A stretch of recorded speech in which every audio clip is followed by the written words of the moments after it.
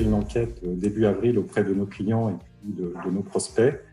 On peut vraiment féliciter l'ensemble des équipes, des DSI, de toutes les structures qui ont permis à l'ensemble, quasiment la totalité des entreprises, de pouvoir assurer un travail quasiment opérationnel en télétravail. Il faut reconnaître qu'en l'espace de 10 jours, même des gens qui n'avaient jamais fait de télétravail ont réussi à mettre en place des systèmes, une organisation et le support aux utilisateurs qui a été extrêmement important pour pouvoir mener cette opération absolument extraordinaire, il faut bien le dire. Alors en fait, il y a une réflexion qui est qu'on voit circuler pas assez souvent, c'est de dire ça y est, maintenant le digital, on y est, c'est fait. Et qu'à la rigueur, le Covid-19 a fait un boulot plus intéressant et plus profond que tout ce qui est CDO et CTO. On ne peut pas dire que finalement la révolution digitale est complètement achevée. La première, c'est que le télétravail qu'on a vécu, en fait, c'est pas vraiment un télétravail, puisque c'est vraiment du travail à distance, parce que ça a touché d'abord tout le monde, ça a touché tous les métiers, et ça a duré tout le temps.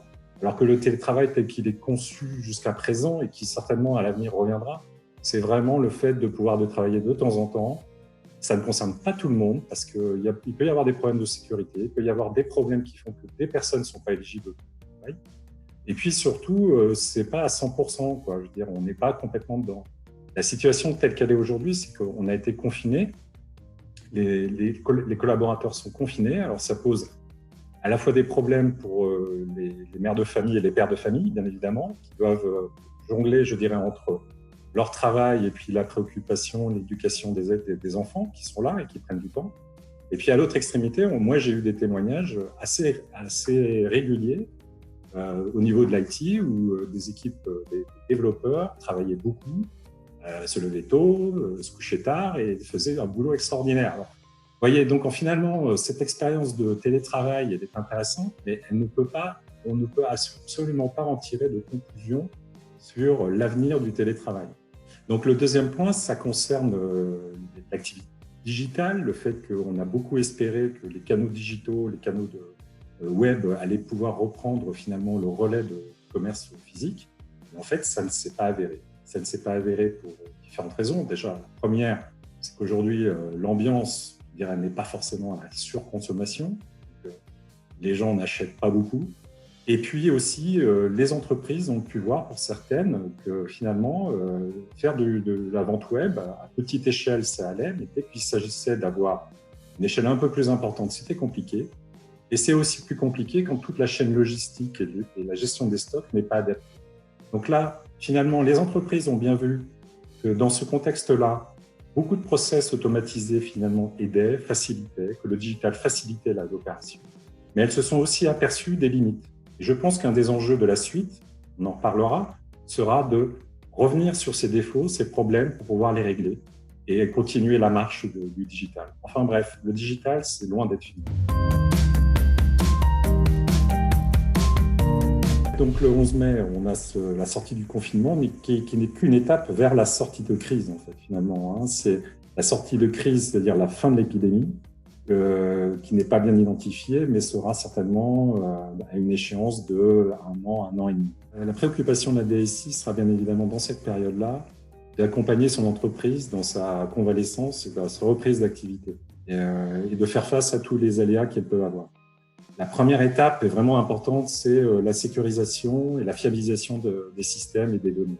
Donc il s'agira au moment du retour des collaborateurs sur site de bien vérifier que les postes sont à jour, qu'ils sont déverrouillés, enfin, qu'il n'y a pas de problème. L'autre volet, ça va être aussi de se garantir que les fournisseurs auxquels on a l'habitude de travailler sont aussi là et qu'on peut compter sur eux dans le temps et qu'ils ne feront pas défaut. Il faudra aussi être vigilant sur les nouveautés. On l'a vu là dans les dernières semaines, je prends l'exemple de Zoom. Il y a 3 semaines, cette société était inconnue. Il y a 15 jours, elle était portée au pinacle en disant que c'était la solution pour tout. Et il y a une semaine, elle est devenue, je dirais, un outil, c'est devenu un outil interdit par la plupart des grandes entreprises. Donc on peut imaginer que dans cette période très floue, très incertaine, on va peut-être avoir des solutions miracles. Et avant de les implémenter, avant de les utiliser, il va falloir peut-être vérifier qu'elles ne portent pas de péril au niveau de l'intérêt du management de transition, il y a trois intérêts. Le premier, c'est que quand on fait appel à un manager de transition, on a fait appel à quelqu'un d'expérimenté et de compétent. Donc, que ce soit dans l'IT, que ce soit dans la sécurité, que ce soit dans la logistique. Donc, c'est sur des sujets qui vont être d'actualité, notamment, bien évidemment, dans les mois qui viennent. Le deuxième point, c'est qu'aujourd'hui, personne n'a absolument jamais vécu la situation actuelle. Personne ne peut se prévaloir d'une expérience de pandémie au niveau international. Donc, personne ne peut venir vous voir et vous dire, écoutez, monsieur le dirigeant, je sais faire, je l'ai déjà fait, et comptez sur moi, je peux le faire. Par contre, ce que sait faire un manager de transition, c'est qu'il sait s'adapter. Et ça, c'est son quotidien. Lui-même s'adapte en permanence. Déjà, par sa fonction, c'est quelqu'un qui a l'habitude d'aller de mission en mission. L'incertitude pour lui-même, il la gère parfaitement. Alors, quand il arrive dans une mission, et souvent les missions sont compliquées, avec des enjeux importants, beaucoup d'incertitudes. Ce sont finalement des situations qu'il maîtrise.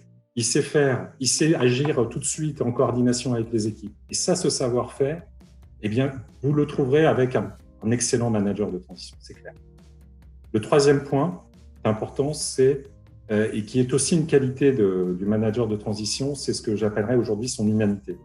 C'est-à-dire que ce sont des personnes qui arrivent dans des entreprises, ils ne sont pas connus, ils n'ont pas d'historique, on ne les connaît pas, et pourtant, très rapidement, ils doivent embarquer l'équipe pour un renouveau, pour monter une difficulté. Et là-dessus, il faut qu'ils puissent avoir une relation, je dirais, de qualité avec les collaborateurs. Et ça, c'est un manager de transition va aussi pouvoir l'apporter. Et c'est un élément important aujourd'hui, dans ce contexte où, bien évidemment, les solutions techniques sont là. On voit avec le confinement, ces solutions techniques, elles ont les limites. Au départ, on disait, c'est bien, on va pouvoir faire tout en télétravail. Eh bien, c'est pas vrai. C'est-à-dire aujourd'hui, les gens ont besoin de ce contact, ont besoin d'être rassurés par rapport à ça. Il n'y a rien de tel que finalement, une personne en chair et en os, et qui va les accompagner et les amener à surmonter ce problème. Voilà.